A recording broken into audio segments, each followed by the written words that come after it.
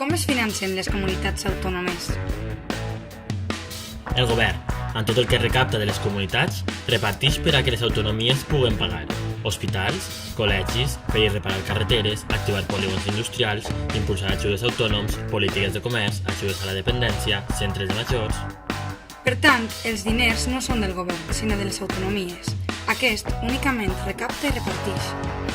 L'actual model és de 2009, que va suposar un avanç respecte al 2002, encara que per la infrafinançació va ser insuficient, però s'hauria d'haver modificat en 2013 i el següent període caducaria en 2018, però portem 4 anys de retard al no revisar-se. En època de crisi s'han tingut que concentrar les despeses en sanitat, educació i polítiques socials. I la resta de competències, com política industrial, de treball i infraestructures, pateixen la falta de recursos. En quina situació estem? Som l'última comunitat en el sistema de finançament autonòmic i si rebérem com la mitjana, rebríem 1.300 milions més a l'any. Si estiguérem com la Rioja, fins 4.600. En lloc de modificar el model, el govern de Rajoy ha utilitzat el FLA.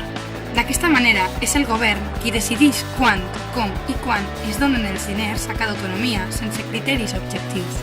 A més, ens suposa haver de pagar interessos que augmenten el nostre deute, per deixar-nos uns diners que en realitat són nostres. És a dir, les valencianes i els valencians reben menys diners perquè el model de sistema de finançament autonòmic és injust. Representem l'11% de la població espanyola i més del 9% del producte interior brut. No obstant, som la comunitat autònoma que menys rep. Les valencianes i els valencians exigim un model de finançament just, perquè no volem ser més que ningú, però tampoc menys. volem igualtat. Ni més ni menys.